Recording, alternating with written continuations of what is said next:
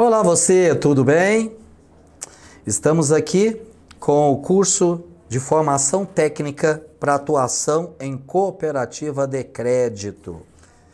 Para quem tem interesse em melhorar o seu nível de formação em cooperativa de crédito, ou já trabalha, para quem não trabalha e tem interesse nesse mercado que está em grande expansão, inclusive muito beneficiado aí por uma série de ações do Conselho Monetário Nacional, dentro do programa BC-RECH, de incentivo à quebra da concentração do mercado financeiro brasileiro. Então, uma série de incentivos às cooperativas de crédito. Estamos aqui justamente para oferecer para você os mecanismos, o entendimento de como que funciona esse mercado do cooperativismo de crédito, do mercado financeiro, das cooperativas de crédito especificamente, da tua atuação dentro do cooperativismo de crédito, dos princípios e valores cooperativistas, como que isso precisa ser tratado por você, do relacionamento com o cooperado, especialmente, por exemplo, no linguajar adequado para o cooperado, no entendimento das demonstrações. Nós vamos trabalhar neste curso, neste evento, com 4 módulos. O primeiro módulo é justamente a introdução ao sistema financeiro nacional. Vamos, para quem já conhece, pode relembrar. Para quem está começando, pode entender. Muitas pessoas acabam, às vezes, entrando na cooperativa de crédito como primeiro emprego, ou como estagiário, e acaba aprendendo no dia a dia e muitas vezes tem uma noção muito clara de como opera o mercado financeiro, cooperativas de crédito, como cooperativismo de crédito se insere aí. O intuito aqui é ajudar você, ok? Bem, vamos lá. O primeiro módulo, nós vamos trabalhar a introdução ao sistema financeiro nacional. Introdução ao sistema financeiro nacional. De que forma que ele se estrutura. A Constituição Federal, no seu artigo 5º, inciso 18, diz que a criação de associações e na forma da lei de cooperativas independem de autorização, sendo vedada a interferência estatal em seu funcionamento. Bem, então, as cooperativas não podem ter qualquer tipo de interferência, não pode estar vedada algum mecanismo governamental de controle. Essa é sempre uma dúvida. Mas eu gostaria de trazer também da mesma Constituição, nossa Constituição Federal, o artigo 192, que diz que o sistema financeiro nacional é estruturado de forma a promover o desenvolvimento equilibrado do país e a servir aos interesses da coletividade em todas as partes que o compõem, abrangendo as cooperativas de crédito, será regulado por leis complementares que disporão, inclusive, sobre a participação de capital estrangeiro nas instituições que o integram. Isso é muito interessante porque um artigo da Constituição diz, bem, as cooperativas independem de autorização, é vedada a interferência estatal. No caso do cooperativismo de crédito, que se insere no mercado financeiro, tem um outro dispositivo constitucional que diz que o sistema financeiro nacional é regulado por leis complementares que disporão, inclusive, sobre a participação de capital estrangeiro nas instituições que o integram. Eu estou dizendo isso justamente para uma cooperativa de crédito, para ser constituída e começar a funcionar, ela precisa de autorização do Banco Central. E às vezes as pessoas, e alguém até fala de maneira para gerar discussão, gerar a polêmica, ou simplesmente para testar o conhecimento do outro, diz, mas a Constituição não estabelece que a cooperativa de crédito, ou as cooperativas de maneira geral, independem de autorização para funcionamento? Mas é diferente. O mercado financeiro tem 2 leis que o regulamenta.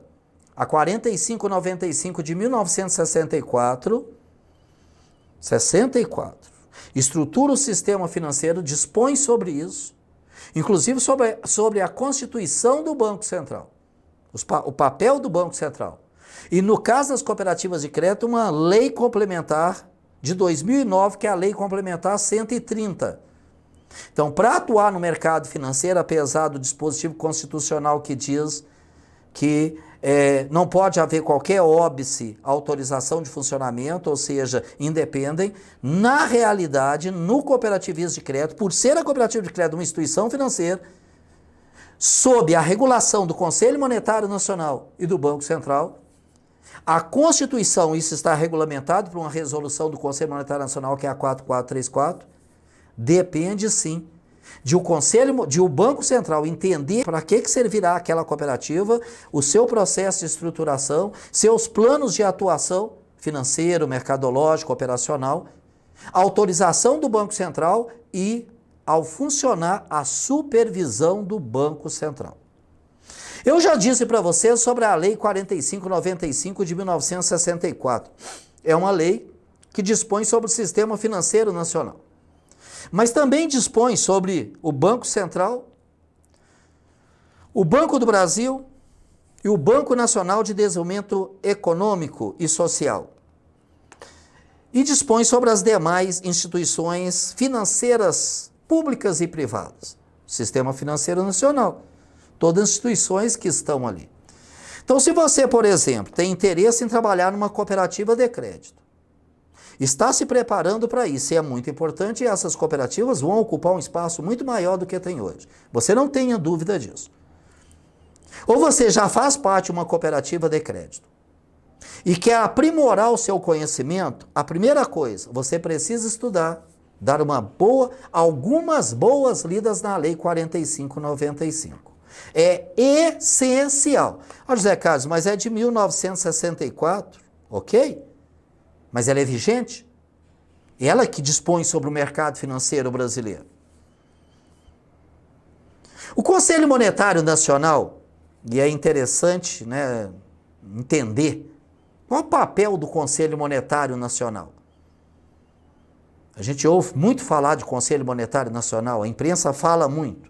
Segundo a Lei 4595 de 1964, ele é responsável por formular a política da moeda e do crédito. Então, se ele é responsável pela política de moeda, ele é responsável pelas diretrizes que regulam o volume de moeda física ou escritural que circula no país. Então, ele é responsável por aquilo que os economistas chamam de política monetária. Política monetária é a política que controla o volume, o fluxo de moeda que serve para comprar, para investir, para poupar. Ou seja, o Conselho Monetário Nacional, também a gente o chama no mercado, né, de CMN, algumas pessoas chegam a chamá-lo de CMN, né, falando CMN de maneira abreviada, ele é o responsável por adaptar o volume dos meios de pagamento às reais necessidades da economia nacional e o processo de desenvolvimento. Quando a gente fala de política de moeda, nós estamos falando de preservação da moeda. Então, o Conselho Monetário Nacional é o grande responsável por estruturar uma política de volume de dinheiro circulando que controla, inclusive, a inflação. Você já deve ter ouvido, por exemplo, o Copom aumenta ou baixa a taxa Selic, a taxa básica. E o Copom faz a partir das orientações das diretrizes do Conselho Monetário Nacional. O Conselho Monetário Nacional é também responsável por regular o valor interno da moeda. Valor interno da moeda é quanto ela consegue comprar. Entra aí um negócio interessante chamado inflação. Porque a inflação come a capacidade de compra de uma moeda. Se você colocar R$100 no bolso e disser, hoje, R$100 dá para eu comprar uma cesta com X coisas. E você tiver, durante um mês ou algum tempo, uma inflação, ao final do período, os R$100 que você tem não compra mais a mesma quantidade de coisas e os mesmos itens, talvez, que você comprava lá no início, no tempo zero, lá no início do processo. Porque a inflação corrói. Se o Conselho Monetário Nacional é responsável pelo volume dos meios de pagamento, se ele é responsável pelo valor interno da moeda, Ele é responsável por cuidar para que a inflação esteja no patamar necessário ao desenvolvimento do país.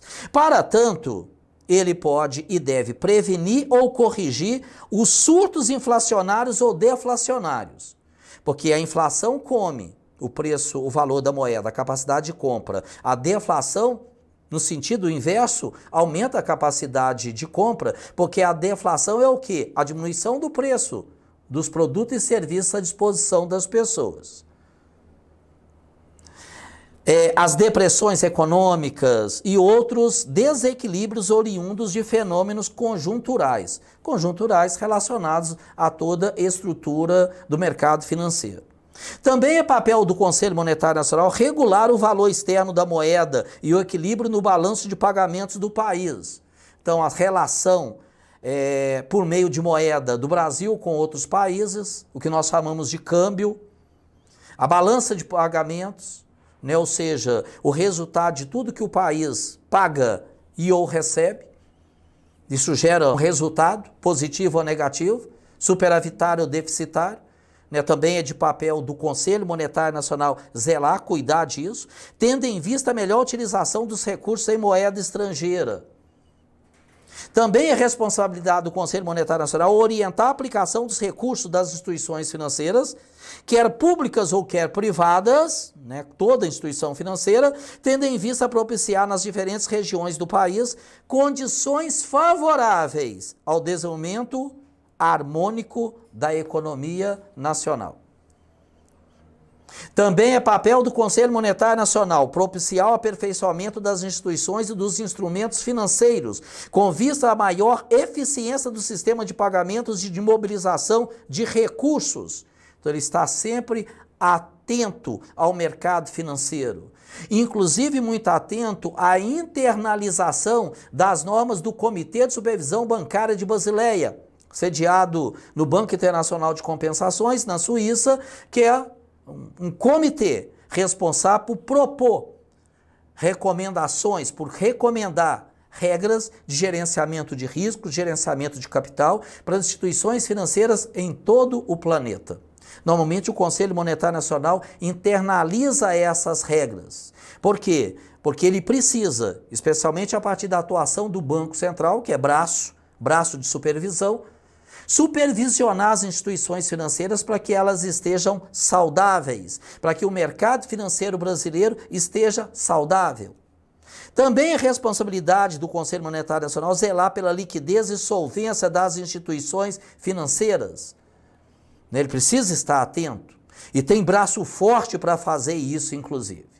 É muito comum a gente, ao falar de mercado financeiro, do Sistema Financeiro Nacional, lembrar do Conselho Monetário Nacional. E se perguntar, muita gente acaba dizendo o seguinte: o mercado financeiro, o Sistema Financeiro Nacional é formado pelo Conselho Monetário Nacional, aí começa a descer. E não é formado só pelo Conselho Monetário Nacional, na realidade nós temos 3 conselhos: Conselho Monetário Nacional, Conselho Nacional de Seguros Privados e Conselho Nacional de Previdência Complementar. O Conselho Monetário Nacional, por ser responsável pela política da moeda e pela política creditícia, ou seja, pelo controle do giro dos meios de pagamento e por inclusive regular isso, ele é muito mais falado. O Conselho Monetário Nacional é muito falado na imprensa. Dificilmente você ouve falar de Conselho Nacional de Seguros Privados, CNSP, ou Conselho Nacional de Previdência Complementar, CNPC. Dificilmente. Ele tem um segmento de negócio específico, eles regulam esses segmentos também. E vamos entendê-los. O Conselho Nacional de Seguros Privados, tem o Decreto-Lei 73 de 1966, que estabelece as responsabilidades do Conselho Nacional de Seguros Privados. Quais são? O slide está trazendo para você. Ele é responsável pelas resseguradoras, pelas sociedades autorizadas a operar em seguros privados, pelas corretoras ou corretores habilitados a operar neste mercado. Ou seja, ele é responsável pelas operações de seguros e resseguros. Isso é muito interessante. E ele é também responsável pela chamada Previdência Complementar aberta. Ele fixa as diretrizes e normas da política de seguros privados, assim como o Conselho Monetário Nacional fixa para as entidades supervisionadas pelo Banco Central e pela CVM, para os bancos comerciais, bancos múltiplos, para as cooperativas de crédito, né, para as fintechs, para as instituições de arranjo de pagamento. O Conselho Nacional de Seguros Privados também é responsável por regular a constituição, a organização, funcionamento e fiscalização dos que exercem atividades de seguros e resseguros e a aplicação das penalidades previstas. Todo órgão que regula, ele tem que ter os mecanismos de estabelecer sanção. Porque se você tem regra e as pessoas não cumprem, e o órgão regulador e supervisor de fiscalização não consegue apenar alguém, logicamente que as pessoas, ao descumprirem e não receberem qualquer tipo de sanção, com o tempo, percebem que descumprir não tem grandes problemas. Temos também o Conselho Nacional de Previdência Complementar, o CNPC, que é normatizado, regulamentado pelo Decreto 723 de 2010. Ele dispõe sobre o Conselho Nacional de Previdência Complementar, o decreto, e sobre a Câmara de Recursos da Previdência Complementar. O órgão Conselho Nacional de Previdência Complementar é um órgão colegiado, ligado ao Ministério da Previdência Social, e regula o regime de previdência complementar operado pelas entidades fechadas de previdência complementar. Eu já te disse que as entidades abertas estão ligadas ao Conselho Nacional de Seguros Privados. Interessante, né? As entidades abertas ficaram com o Conselho Nacional de Seguros Privados e as entidades fechadas ficaram com o Conselho Nacional de Previdência Complementar. Para que você entenda melhor essa estruturação, né, eu trago um quadro interessante, na realidade tirado do site do Banco Central, onde você tem os órgãos normativos, onde você tem os órgãos de supervisão e onde você tem os órgãos operadores, ou seja, Conselho Monetário Nacional, Conselho Nacional de Seguros Privados e Conselho Nacional de Previdência Complementar são os órgãos normativos, são os normatizadores, são aqueles que definem as regras. Para cada um desses órgãos normatizadores, nós temos os órgãos supervisores. Por exemplo, para o Conselho Monetário Nacional, a gente tem Banco Central do Brasil e Comissão de Valores Mobiliários.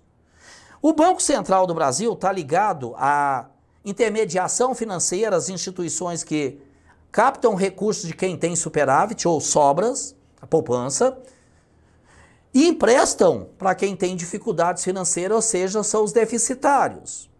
Além disso, tem algumas outras instituições que também são supervisionadas pelo Banco Central do Brasil, como, por exemplo, as instituições ligadas a cartão de crédito,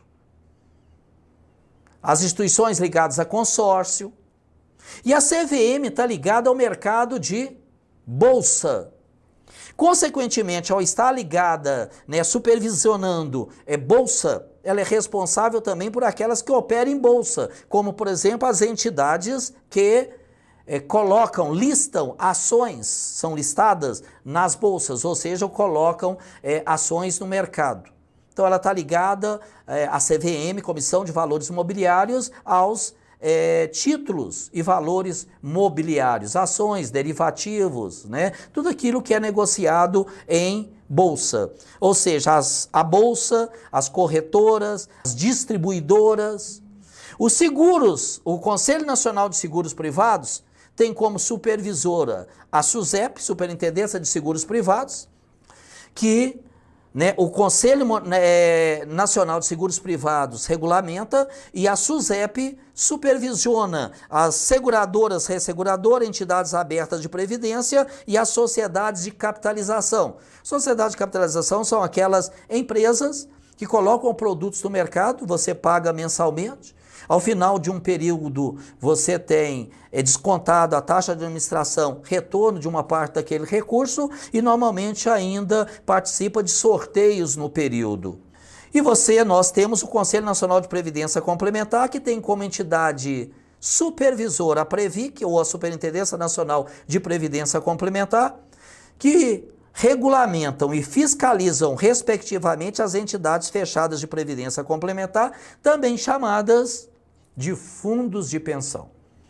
A entidade aberta de previdência complementar é aberta porque, a partir do momento que o cliente entende que o produto serve para ele, qualquer um pode adquirir.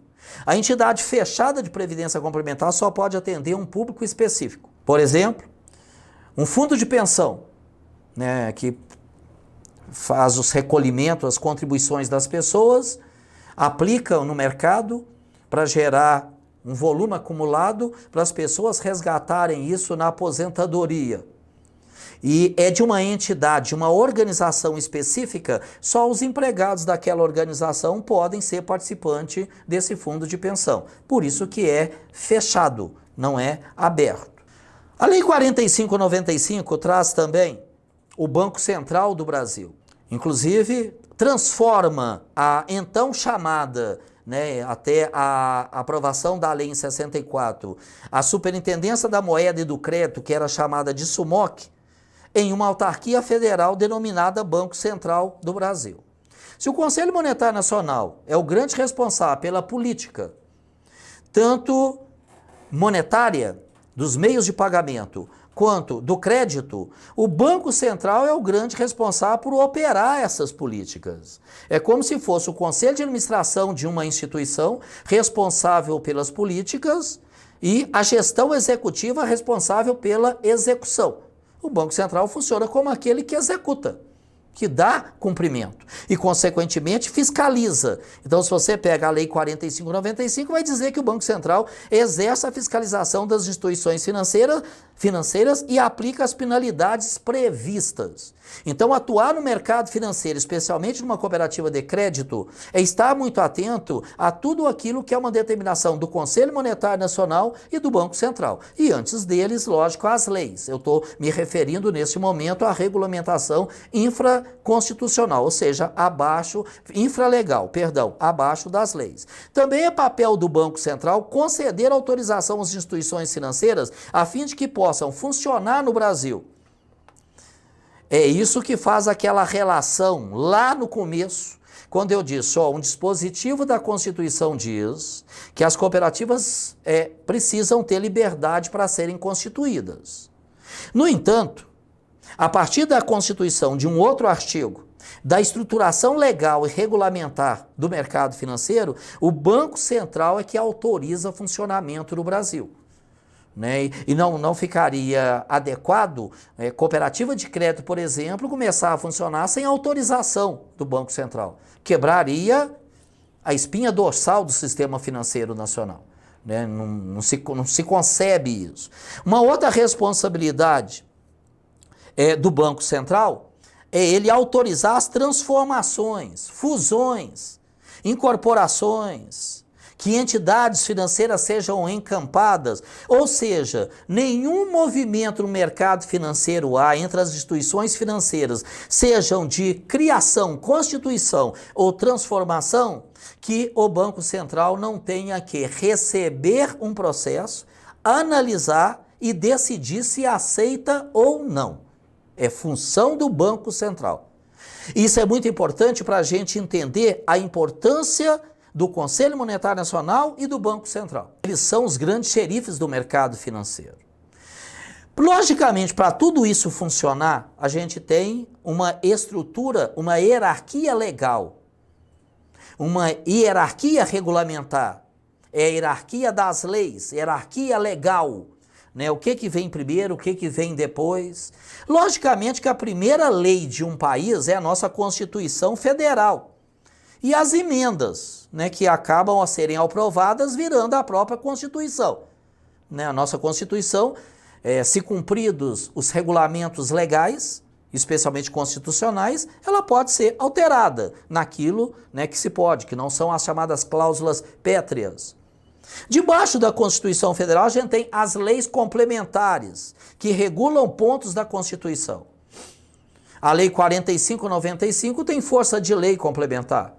A Lei Complementar 130 de 2009, que dispõe sobre o Sistema Nacional de Crédito Cooperativo, também é uma lei complementar, é uma lei forte, porque a Constituição diz, né, que o Sistema Financeiro Nacional precisa ser regulamentado por leis complementares. Então tem a 4595, que cita as cooperativas de crédito, mas não se aprofunda nesse assunto, e tem a Lei Complementar 130/2009, que estabelece, dispõe sobre o Sistema Nacional de Crédito Cooperativo no Brasil.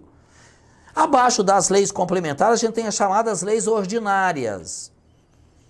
Debaixo das leis ordinárias, as chamadas leis federais, as demais, as estaduais, as municipais. E aí se estabelece, logicamente, uma hierarquia. Por que que tem que se saber isso? Porque, por José Carlos, eu estou aqui, gostaria de trabalhar numa cooperativa, é interessante que eu saiba isso. É interessante para você se situar. Quando alguém, por exemplo, te diz, ó, tem dispositivos constitucionais que fomentam o cooperativismo. São estes. Você sabe dar valor a isso, é a lei maior do país. É a nossa carta magna. Quando alguém te diz, o cooperativismo de crédito é regulado por que lei? Bem, a 5764 em 1971 regula todo o cooperativismo, independente do ramo, e a Lei Complementar 130 de 2009 regula especificamente o Sistema Nacional de Crédito Cooperativo. Olha a força disso, até porque não poderia ser diferente, porque a Constituição diz que o mercado financeiro, o Sistema Financeiro Nacional é disciplinado por leis complementares. E, logicamente, uma lei complementar, ela tem mais força do que uma lei ordinária, do que uma lei de Estado. E entender isso, a gente não precisa ser advogado, nos faz nos posicionarmos numa estrutura dentro de uma cooperativa. Quando você trabalha num banco, você trabalha numa agência. A sede do banco está em tal lugar. Lá está conselho de administração, conselho fiscal, lá é que está a diretoria executiva, departamento jurídico, as coisas chegam filtradas para você. Quando você trabalha numa cooperativa, às vezes lá no interior do Brasil, e é importante que esteja no interior do Brasil, a cooperativa tem ali dentro tudo que o banco tem em larga escala, na sede dele. Isso é muito importante. Então, muitas vezes você está trabalhando com o conselho de administração, com a diretoria executiva, e quanto mais entendimento a gente tem de como funcionam essas coisas, melhor é para a gente ajudar a cooperativa nas suas tomadas de decisão, nos seus processos de tomada de decisão. E temos uma estrutura regulatória, ou também chamada normativa, que hoje está da seguinte maneira: o Conselho Monetário Nacional, eu estou pensando aqui no mercado financeiro, Sistema Financeiro Nacional, o Conselho Monetário Nacional, ele aprova resoluções. Então, se te diz uma resolução do Conselho Monetário Nacional, como a 4434/2015, que regulamenta o cooperativismo de crédito, o Sistema Nacional de Cooperativas de Crédito, você tem que entender, eu tenho que ler essa norma. Tem a resolução 4557, que disciplina gerenciamento de risco e gerenciamento de capital no Brasil. Você precisa dizer, eu preciso ler essa norma. Coloca lá na sua lista de leitura. O Banco Central tem as decisões da diretoria colegiada do Banco Central, inclusive resoluções, resolução do Banco Central do Brasil. E tem as instruções normativas do Banco Central do Brasil, que detalha operacionalmente as regras. Você precisa estar muito atento a isto, isso é extremamente importante. Repetindo, você tem as normas do Conselho Monetário Nacional, resoluções do Conselho Monetário Nacional é do chefão do mercado, do sistema financeiro. Precisa ser cumprido. Alguém que trabalha numa cooperativa, gente, e eu dizia, trabalhar no banco chega filtrado. O sistema cooperativista, especialmente de 2 de 3 níveis, quando tem central, confederação, tem departamentos que ajudam, mas esses departamentos numa cooperativa central, numa confederação, não tiram a responsabilidade pela atuação dos administradores, dos gestores executivos que estão lá na cooperativa singular. Então, as pessoas que trabalham, militam neste mercado, precisam ser de excelente formação.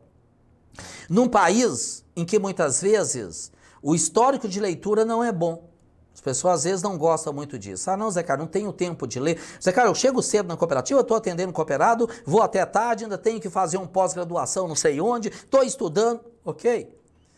Eu costumo dizer o seguinte, ler,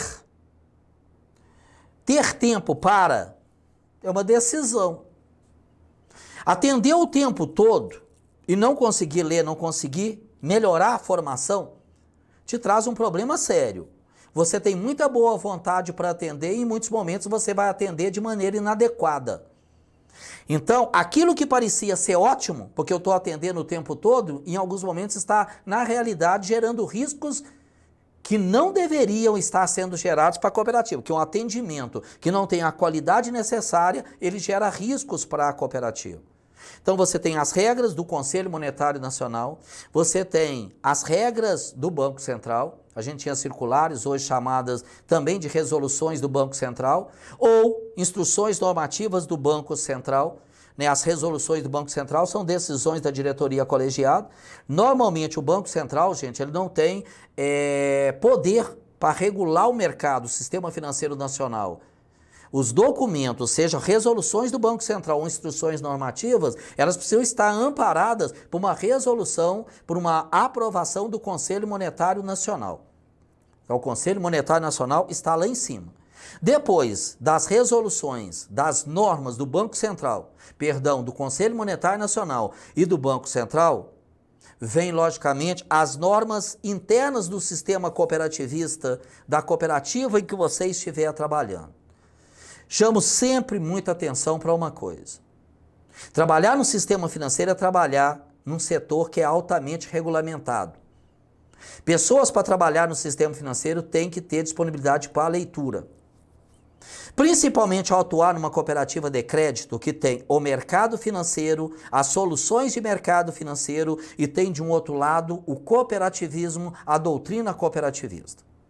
Vir do mercado financeiro simplesmente entendendo de soluções, de produtos e serviços financeiros, de regras do sistema financeiro e não entender de cooperativismo, não te faz um excelente operador em cooperativa de crédito.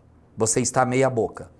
Da mesma maneira que entender muito de cooperativismo, não entender de mercado financeiro, fica na mesma situação. Eu costumo dizer que operar numa cooperativa de crédito ou cooperativa financeira, os dois nomes estão aí, né, coabitando, na realidade pressupõe um profissional muito melhor do que o profissional de banco. E não, aqui tem demérito ao profissional de banco, é que a cooperativa demanda mais. Ela demanda o mercado financeiro, o entendimento disso e demanda cooperativismo, doutrina. Então tem que entender tudo, as leis, a 5764, 71, Lei Complementar 130, 2009 pelo menos. Precisamos entender a Resolução 4434, 2015 do Conselho Monetário Nacional. Tem outras, eu estou aqui num primeiro momento sendo extremamente superficial.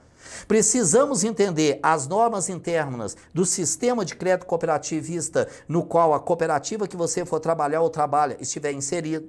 Você precisa entender a regulamentação dentro da cooperativa, que logicamente tem que atender à lei e à norma, mas nós precisamos conhecer. É diferente de banco, o banco está tudo estruturado, os sistemas fecham tudo, as janelas, as portas, você só pode passar por aqui. Na cooperativa a gente ainda tem um espaço um pouco maior de operação. As pessoas têm que ser muito bem formadas, senão em algum momento vai ter problema. Não se pode esquecer de que devemos cumprir todas as demais normas aplicáveis às atividades financeiras. Uma cooperativa de crédito, ela está obrigada pela Resolução 4595 de 2017 a estruturar uma função de compliance.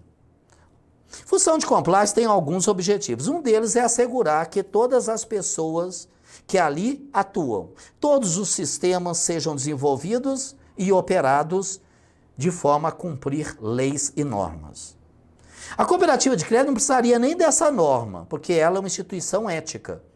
Então a gente precisa conhecer as regras, e já falamos, Conselho Monetário Nacional, Banco Central, mas também da CVM, que em algum momento afetar a operação da cooperativa, da SUSEP, da Previ, se operar. Tem cooperativa de crédito, por exemplo, que opera com produtos de seguro. Seguro estão sob a supervisão da SUSEP. do Conselho Nacional de Seguros Privados? Precisa se entender. Da mesma maneira que opera Previdência Fechada, que está sob a supervisão da Previc. A Previc está ligada ao Conselho Nacional de Previdência Complementar. Está percebendo que trabalhar numa cooperativa demanda um pouco mais do que trabalhar num banco? E eu tenho visto muita gente migrar com o conhecimento que tinha no banco, ele entende que ele tem tudo na cooperativa. Não, Zé Carlos, isso aqui eu entendo. Não, você entende aquilo que tinha no banco. E até a aplicação, a colocação de soluções, de produtos e serviços para cooperados na cooperativa é diferente, por causa da doutrina. Precisamos entender aquilo da Receita Federal que afeta a cooperativa, e aqui entra também, principalmente, dependendo do setor em que você está. É extremamente importante. Não dá para desprezar essas coisas. Não dá para simplesmente largarmos para lá. Bem, no Sistema Financeiro Nacional, até em função de uma norma que eu já falei, a resolução do Conselho Monetário Nacional 4595, precisa existir uma cultura de conformidade, compliance, cumprimento de leis e normas. Consequentemente, é essencial saber e entender as leis e normas que se aplicam à atividade. Eu estou repetindo, e é de propósito, é para melhorar a retenção. No banco chega tudo pronto. Para quem principalmente já trabalhou em banco tem noção disso. Nas cooperativas, muitas vezes, a gente inclusive ajuda a discutir produtos e serviços, soluções, aplicação. Por quê? Porque ali na cooperativa, a gente ajuda a desenvolver, mesmo que tenha um departamento específico para isso. Se você vai atuar no crédito de uma cooperativa, pressupõe que você domine a chamada Resolução 2682, de 1999. No banco, isso vem tudo automatizado já. Não é que as cooperativas não estão automatizando, mas o desenho é diferente. Você tem um conselho de administração na cooperativa e ele tem espaço para algumas decisões ali dentro. Porque tem um conselho que não consiga decidir nada lá, não precisaria do conselho. O conselho tem responsabilidades. Então ele decide. Né? Mesmo tendo as chamadas estruturas sistêmicas numa cooperativa central, numa confederação, os conselheiros que estão ali naquela cooperativa são responsáveis pelas decisões ali dentro. Sabe, isso é muitíssimo importante e tem leis pesadas, que inclusive podem levar à prisão, a sanções como multa, inabilitação para operar no mercado financeiro, para administrar a instituição financeira. É diferente trabalhar em cooperativa, pressupõe pessoas muito mais proativas, de um volume de leitura muito maior. Os sistemas de crédito cooperativo, sejam numa singular solteira, sozinha, em sistemas de 2 níveis, singular central, ou de 3 níveis, singular central confederação, estão carentes, demandantes de gente que queira aprender, que queira estudar, que não queira simplesmente ser um robozinho para ficar olhando um computador fazendo e apertando tecla. É frequente pessoas atuarem em instituições financeiras apenas no limite do aprendizado com o outro. Isso não pode acontecer em cooperativa, pelas características que eu estou colocando. Zé Carlos, eu aprendi a fazer com a fulana, com o fulano. Você procurou as leis e normas que se aplicam a essa operação? Não, Zé Carlos, não precisei, ela sabia tudo. Se ela estivesse fazendo errado? Tem um tal de risco operacional perigosíssimo. Não, Zé Carlos, tem certeza que ela fazia certo? Não, eu não tenho certeza, às vezes, nem que eu estou fazendo certo, às vezes eu tenho que voltar e ver a lei e a norma, e já me peguei errando. E eu leio muito, eu sou muito atento a leis e normas. Imagino quem nunca lê. Quanto mais você souber, mais conseguirá ter controle da sua carreira profissional. Ficará fácil de você administrar a sua carreira, a sua empregabilidade. E você entregará muito mais para os cooperados da cooperativa, que é o grande interesse do cooperativismo. É muito importante entendermos, trabalharmos nesse nível. Com relação ao entendimento, para fechar, a hierarquia legal e normativa, e especialmente a normativa, quando a gente tem resoluções do Conselho Monetário Nacional, resoluções do Banco Central, né? Você tem o sítio eletrônico do Banco Central, as pessoas costumam chamar de site também, onde você encontra essas regras. Se você for lá no site do Banco Central, no sítio eletrônico, e jogar lá, busca de normas, vai vir um local só para você buscar normas. Você busca por palavra, busca por número, sabe, por intervalo de tempo, por tipo de norma. É fantástico. E é importante a gente estar buscando essas coisas, buscando a leitura, logicamente, na medida que eu consiga e dentro daquilo que me interessa. É importante fomentar nos ambientes do crédito cooperativo, das cooperativas de crédito, a discussão de leis e normas aplicáveis a cada setor. Todos crescem com isso e não ficam nas mãos de terceiro. Chamar os colegas, vamos discutir aqui? Nós trabalhamos no crédito, vamos discutir aqui a 2682? Nós trabalhamos lá na tesouraria. Mas vamos discutir as regras de gerenciamento de riscos? Todos devem discutir gerenciamento de riscos. E tem áreas que têm, logicamente, regras, normas próprias daquilo ali. Isso gera uma melhoria significativa de ambiente, de redução de riscos. Você passa a ter pessoas que não são robozinhos fazendo. O ambiente organizacional, a profissionalização melhora muito, né? Deixo inclusive aí, você tem no slide, né, onde você busca, né, o site do Banco Central do Brasil. É interessante estar sempre buscando. Tem algumas coisas, gente, para quem atua no mercado financeiro, especialmente no cooperativismo de crédito, que são coisas essenciais. O site do Banco Central, especialmente a busca de normas. É fantástico. Um tal de CISORF, que é onde está o Manual de Organização do Sistema Financeiro Nacional. E o local onde está o COSIF, que é o Plano de Contas Contábeis do Sistema Financeiro Nacional. São locais imprescindíveis para profissionais da área financeira, do mercado financeiro, especialmente das cooperativas de crédito, estarem pesquisando. Bem, o Banco Central tem também a Comissão de Valores Mobiliários, estabelecida pela Lei 6385 de 76, que dispõe sobre o mercado de valores mobiliários e cria a CVM. A CVM tem a obrigação, a responsabilidade de regulamentar com observância das definições do Conselho Monetário Nacional as matérias relacionadas a valores mobiliários e a Lei das Sociedades por Ações. Eu já tinha dito isso. A Bolsa, né, espaço de negociação de títulos e valores mobiliários, e do outro lado, as empresas que captam recursos via ações, via colocação de ações, distribuição de ações no mercado. Também a responsabilidade da CVM fiscalizar permanentemente as atividades e os serviços do mercado de valores mobiliários. Propor ao Conselho Monetário Nacional a eventual fixação de limites máximos de preço, comissões, emolumentos e quaisquer outras vantagens cobradas pelos intermediadores ou intermediários de mercado, né, como corretoras, distribuidoras. Fiscalizar e inspecionar as companhias abertas, aquelas que colocam ações no mercado, dada prioridade às que não apresentem lucro em balanço ou às que deixem de pagar dividendo mínimo obrigatório.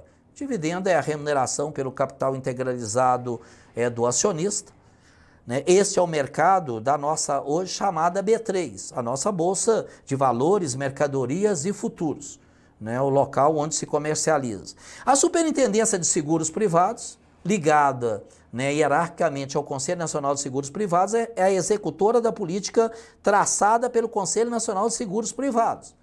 Você tem os normativos, os órgãos ou normatizadores e os supervisores, estamos neles. Ela é executora da política traçada pelo Conselho, fiscalizadora da Constituição, organização, funcionamento e operações das sociedades seguradoras, né, e algumas outras atribuições. Eu não trago todas, eu estou trazendo uma visão, né? Trazer coisa demais, o curso aqui ficaria muito longo. É aqui, na Superintendência de Seguros Privados, que nós temos as entidades abertas de previdência complementar, que são supervisionadas também pela SUSEP. Do outro lado, a gente tem, ligado ao Conselho Nacional de Previdência Complementar, a Previc, que também é regulamentada por uma lei. E as responsabilidades da Previc, são proceder à fiscalização das atividades das entidades fechadas de previdência complementar. Essas entidades fechadas são consideradas fundos de pensão.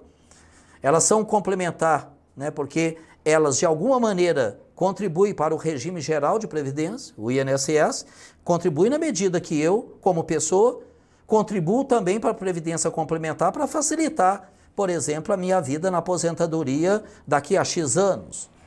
Então, é um mecanismo complementar, por isso que tem a palavra complementar. Ela apura e julga infrações e aplica penalidades cabíveis nesse universo de entidades fechadas, dos fundos de pensão. Expede instruções, estabelece procedimentos para aplicação das normas relativas à sua área de competência, de acordo com as diretrizes do Conselho Nacional de Previdência Complementar. Também não trago todas as regras, até porque dá uma percepção desse mercado. Conselho Monetário Nacional, Conselho Nacional de Seguros Privados, Conselho Nacional de Previdência Complementar. Banco Central e CVM são supervisores ligados ao Conselho Monetário Nacional. A SUSEP é a organização supervisora ligada ao Conselho Nacional de Seguros Privados. E a Previc é a organização, a instituição supervisora ligada ao Conselho Nacional de Previdência Complementar. Essa é a estrutura normativa ou normatizadora e supervisora do Sistema Financeiro Nacional, do Sistema Financeiro no Brasil. Trago um slide para você ter uma ideia das diferenças entre previdência aberta e previdência fechada. Eu já adiantei algumas coisas.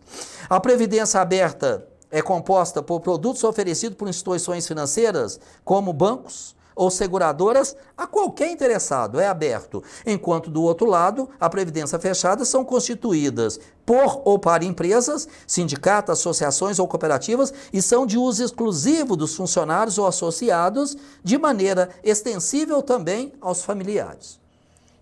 Isso vai depender muito do regulamento. A entidade de previdência aberta, ela oferece muito os dois produtos, PGBL e VGBL.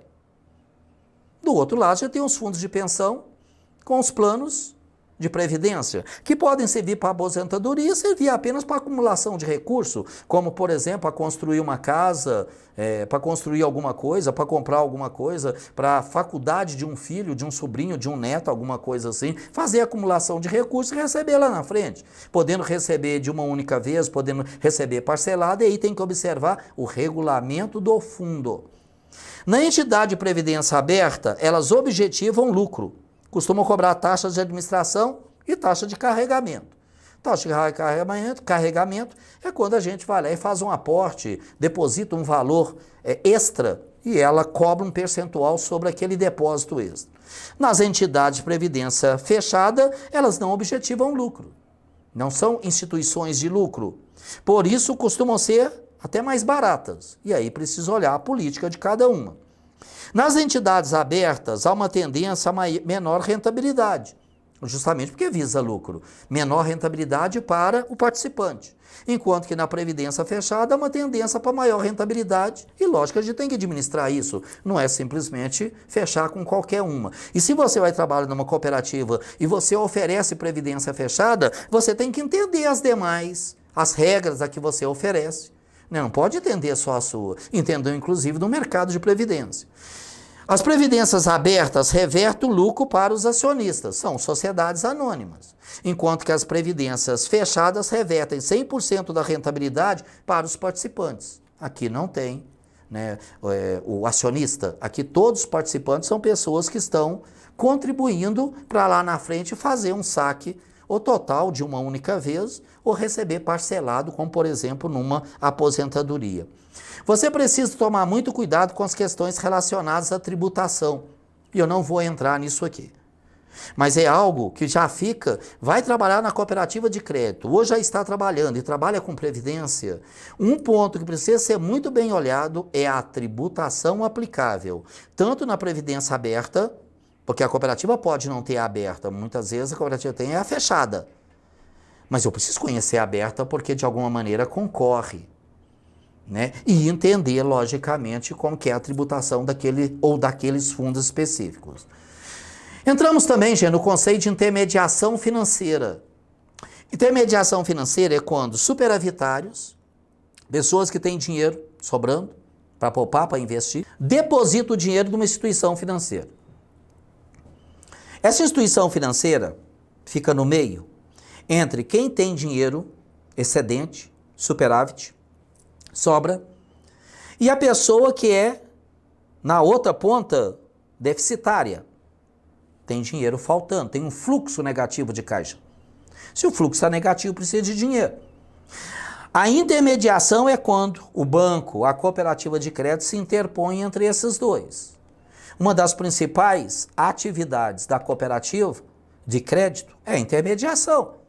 Os cooperados depositam, depósito à vista, depósito a prazo, e na outra ponta, na ponta ativa da cooperativa de crédito, associados pegam o dinheiro emprestado. Além disso, de pegar recursos e emprestar, um recurso que uma cooperativa de crédito, uma instituição financeira pode emprestar são seus recursos próprios, que são os recursos de patrimônio líquido.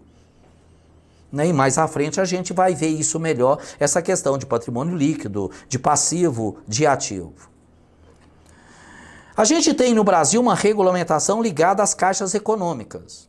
A Caixa Econômica Federal, principalmente, famosíssima, está no Brasil inteiro, que é uma empresa pública vinculada ao Ministério da Fazenda, a Caixa Econômica Federal. É uma instituição assemelhada a bancos comerciais, porque opera no mercado financeiro, captando, emprestando, repassando recursos de governo, de programas de governo, famosíssima por isso. Pode captar depósito à vista e a prazo, realizar operações ativas, como por exemplo emprestar. Operações ativas é quando a instituição ela toma decisão sobre o que fazer com o dinheiro. Operação passiva é quando ela recebe de terceiro, a decisão é do outro, o outro é que decide. Então, depósito à vista, a prazo, repasses recebidos pela instituição financeira são operações passivas. Depósito, empréstimo feito pela cooperativa de crédito. Aplicação no mercado financeiro são operações ativas. E ainda pode, logicamente, a Caixa Econômica Federal realizar várias prestações de serviços. Ela prioriza a concessão de empréstimo e financiamentos a programas e projetos nas áreas de assistência social, saúde, educação, trabalho e transportes urbanos. Nós estamos cansados de ver isso aí. Centraliza o recolhimento e posterior aplicação de todos os recursos oriundos do FGTS. Integra o Sistema Brasileiro de Poupança e Empréstimo, SBPE, o Sistema Financeiro de Habitação, o SFH, Faz intermediação financeira, eu já disse, isso é muitíssimo importante, Busca os depósitos de quem tem sobrando e emprestam para quem está precisando. Bancos comerciais são instituições financeiras privadas ou públicas que têm como objetivo principal proporcionar suprimento de recursos necessários para financiar a curto e médio prazos, pessoas físicas e jurídicas. O comércio, a indústria, a empresa prestadora de serviços, as pessoas físicas e jurídicas de maneira geral. Pode captar depósito à vista e a prazo e deve ser constituído sob a forma de sociedade anônima. E na denominação do banco deve constar a expressão banco. Se você pegar aí, você vai ver, por exemplo, todos os bancos, banco alguma coisa, banco alguma coisa. O que define isso é a Resolução 2099 de 1994. O que é um banco múltiplo? É uma instituição financeira, privada ou pública, que realiza as operações ativas, passivas e acessórias. Parece muito com o banco comercial. Qual a diferença dele?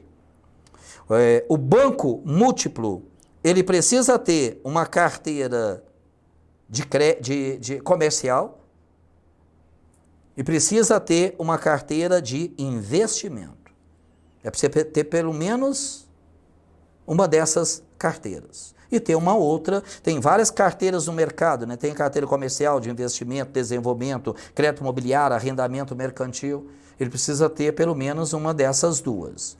A carteira de desenvolvimento somente poderá ser operada por banco público. Os bancos de desenvolvimento são públicos. A regulação deles já diz isso, o banco de desenvolvimento é público e ligado a um governo estadual. E o banco múltiplo deve ser constituído com no mínimo as duas carteiras, ou comercial ou de investimento, obrigatoriamente uma dessas duas e ter uma segunda carteira. Porque se ele tiver uma carteira só comercial, por exemplo, ele se enquadra no banco comercial. Para ele ser múltiplo, a palavra múltiplo é mais de um. Ele precisa no mínimo ter a segunda, e a primeira tem que ser comercial ou de investimento, e ter a segunda. E é organizado sob a forma de sociedade anônima. Ainda temos no mercado financeiro, nas instituições que são supervisionadas, as instituições de pagamento. É uma pessoa jurídica, possibilita ao cidadão realizar pagamento, independentemente de relacionamento com bancos e outras instituições. Então, qualquer instituição jurídica que permitir, que oferecer às pessoas, aos cidadãos, um instrumento que ele possa usar para poder pagar outras pessoas, terceiros, e logicamente esse instrumento não vai ser utilizado apenas por uma pessoa, por várias pessoas utilizando, cada uma pagando e várias outras recebendo. Ou seja, você tem um arranjo de pagamento, você tem uma estrutura que permite pessoas pagarem e outras pessoas receberem. Essas são instituições de pagamento. Pode utilizar, por exemplo, cartão pré-pago, telefone celular. Se o telefone celular permitir pagar, você tem uma estrutura, um arranjo de pagamento. E, logicamente, que a empresa responsável por aquele negócio é uma instituição de pagamento. O usuário pode ainda receber e enviar dinheiro para bancos e outras instituições de pagamento, logicamente. Os serviços de pagamento são prestados não só pelas instituições de pagamento, mas também por instituições financeiras, bancos, financeiras, cooperativas de crédito. Então, a cooperativa de crédito é uma instituição de pagamento? Sim. Mas ela é uma cooperativa de crédito, né, que tem mais peso no mercado. Quer dizer, ela tem outras coisas além de arranjos de pagamento. Ultimamente, desde 2018, pela Resolução 4656 do Conselho Monetário Nacional, também foram estabelecidos no mercado financeiro brasileiro as chamadas fintechs. Fintechs são empresas de grande tecnologia, chamadas startups, mas de aplicação de tecnologia no mercado financeiro. O FIN é de Financial, o Tech é Technology, ou tecnologia financeira. E a gente tem dois tipos dessas empresas no Brasil, a Sociedade de Crédito Direto, ou chamada também SCD, e a Sociedade de Empréstimo Entre Pessoas, SEP ou CEP. O que faz uma sociedade de crédito direto? Um crédito direto, acho que já dá para perceber, é aquela que empresta diretamente para o cliente. Então, o que ela faz? Ela realiza operações de empréstimo, financiamento e aquisição de direitos creditórios diretamente para quem precisa. Ela não pode fazer intermediação, ela não pode buscar depósito à vista e à prazo, tem que emprestar recursos dela. Por isso que é uma sociedade de crédito direto. Outra coisa, as fintechs são sempre de plataforma, não tem atendimento físico. Você acessa uma plataforma, acessa um sistema por computador, por smartphone, pelo canal que for necessário, e você faz operações, por exemplo, de buscar recursos. Ela vai emprestar recursos dela. Ela vai emprestar recursos do seu patrimônio líquido. Ela vai emprestar diretamente para o cliente. Adicionalmente, a sociedade de crédito direto, há um outro tipo de fintech, que é a sociedade de empréstimo entre pessoas. Entre pessoas. Pessoa A e pessoa B. A fintech A, que é a sociedade de crédito direto, ela empresta diretamente para os clientes que precisam. A sociedade de empréstimo entre pessoas vai estabelecer uma plataforma, atendimento também virtual, também à distância, onde eu preciso de dinheiro, me cadastro, faço um cadastro, o sistema me atribui um risco de crédito e eu digo, preciso de dinheiro. Uma outra pessoa em algum outro lugar do Brasil acessa a plataforma, tem dinheiro sobrando, faz um cadastro. Pelo cadastro se determina o nível de risco que aquela pessoa aceita assumir. Não é sair emprestando para qualquer pessoa. Ela precisa estabelecer os limites. O sistema pega o apetite a risco, o limite de risco de quem tem dinheiro, busca o perfil de risco de quem precisa do dinheiro e faz o match. E faz a relação.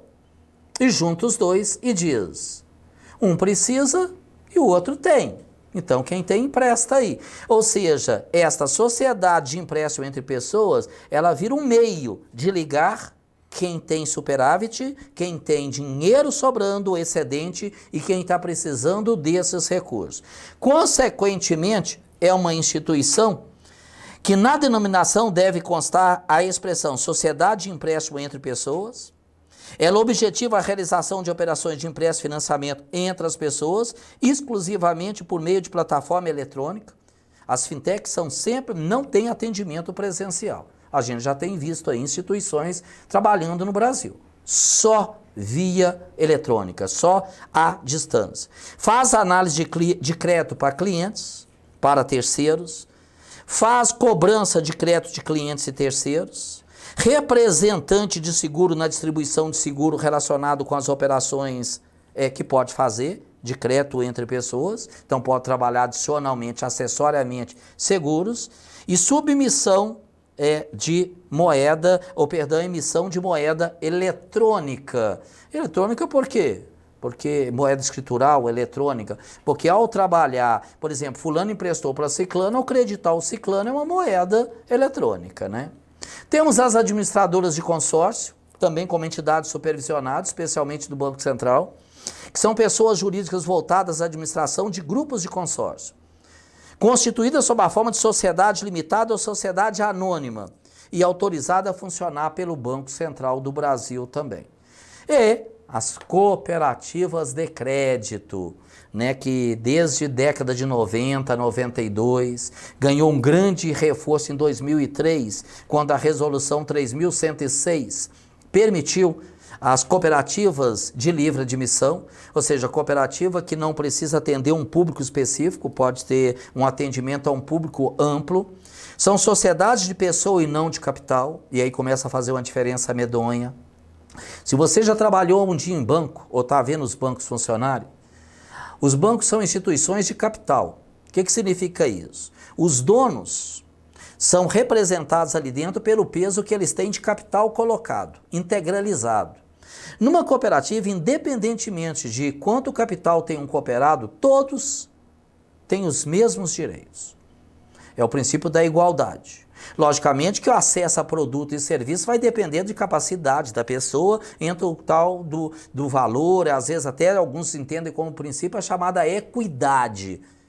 Mas na cooperativa a pessoa tem peso pela pessoa, independentemente se ela tem X de capital integralizado ou 1000X.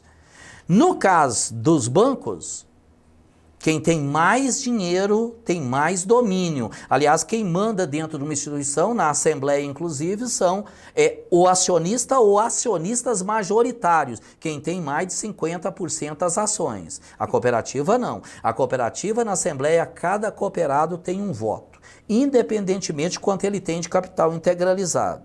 As cooperativas só operam com seus associados ainda que possam prestar determinados serviços a terceiros. Alguma permissão, uma flexibilidade para alguns tipos de prestação de serviço. Mas essa prestação de serviço quase sempre vem também em benefício do cooperado. Como, por exemplo, prestar serviço para as concessionárias de serviço público, de água, luz, telefone, por exemplo, que na realidade é para atender muito mais o cooperado, para ele pagar ali a sua fatura, a sua conta de energia elétrica, de telefone, de água, e não ter que ir em outra instituição financeira. Não tem lucro. Uma cooperativa de crédito não tem lucro. Ô Zé Carlos, chegar no final do mês, do ano, e a cooperativa teve 1 milhão de receitas, ingressos, receitas, e 500 mil de despesas, de dispêndios. Sobraram 500 mil, isso não é lucro.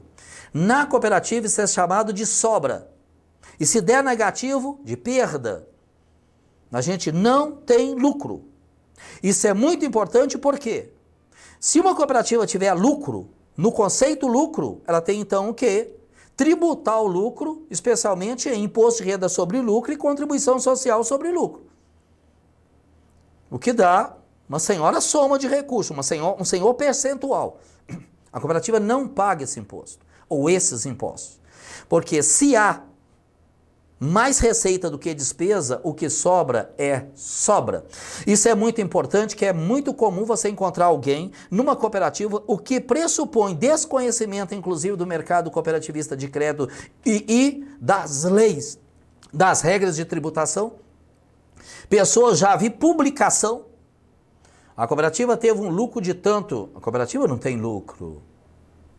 A lei define o que ela tem. Cooperativa tem sobra.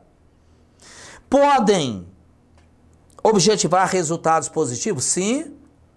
O resultado positivo da cooperativa é revertido para o cooperado, ou devolve para ele, ou integraliza no capital dele, ou aumenta o fundo de reserva, ou seja, as reservas da cooperativa, para proporcionar maior crescimento, maior capacidade de absorver problemas, de crescer, de investir, de expandir. A distribuição dos resultados é proporcional às operações. Deu 500 mil de sobras. Se for distribuir, se for devolver para os cooperados, é lógico que as pessoas vão receber de maneira proporcional o seu volume de operações. Por quê? Quando eu faço uma operação na cooperativa e o custo da operação é 10 e eu paguei 15, lá na frente os 5 sobrarão, correto? O custo total, né, é 10, eu paguei 15.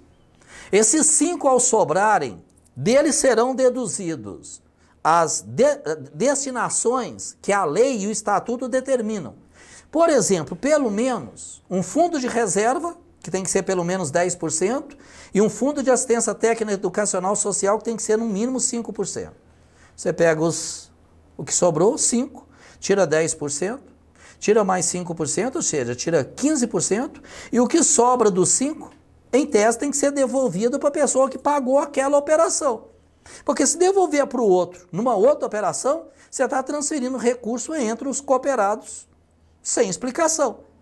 Então, na realidade, quando a cooperativa dá sobra e os cooperados em assembleia decidem porque aqueles recursos que sobraram devem ser devolvidos a eles, isso é feito com critério de proporcionalidade em função das operações realizadas pelos cooperados. Ok? Legal. Aqui nós encerramos o primeiro módulo de entendimento do mercado financeiro, do sistema financeiro nacional, alguns players especialmente que operam no mercado financeiro, e neste momento a cooperativa de crédito, uma visão geral de cooperativa, porque a gente vai ter momento para mergulharmos mais intensamente na cooperativa de crédito. Obrigado a você e nos veremos lá no módulo 2. Abraço!